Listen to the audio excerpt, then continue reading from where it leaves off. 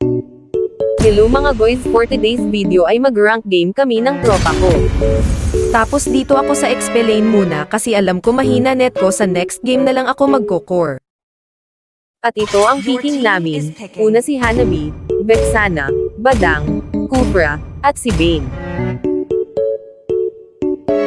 The enemy is picking. At ito naman ang picking ng kalaban namin mga guys. Wala akong kaskin-skin dyan mga koys.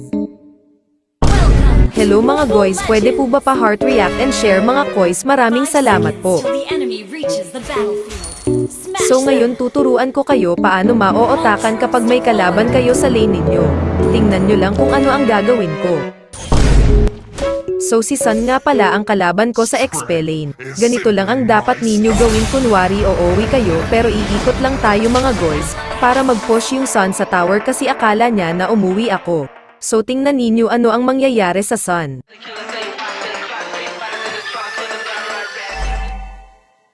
So dito inaantay ko na mag-push si Sun sa tower ko para madali ko siyang mahuli sa skill ko mga guys.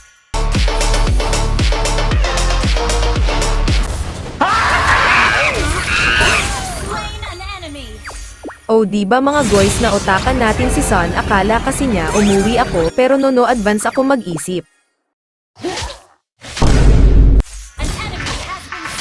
So dito mga koys, tamang clear lang ako ng minions para hindi ako mag-gap ng level ng kalaban ko.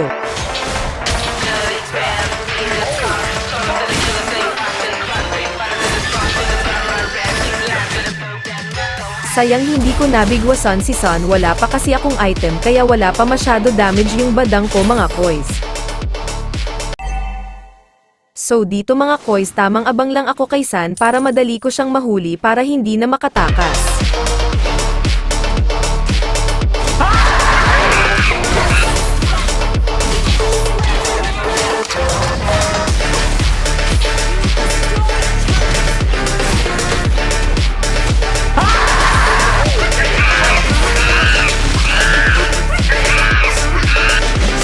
Dagkan gedong, agkam kita ron.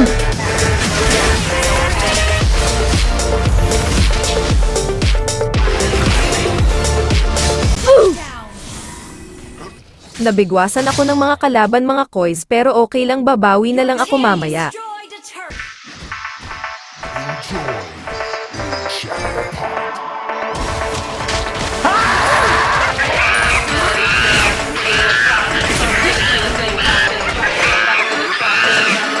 Dagkan gedong, agkam kita ron.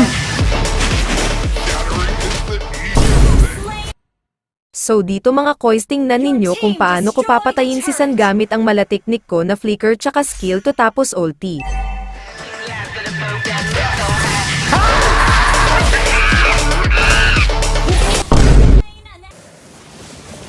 Tamang abang lang ako dito mga koys.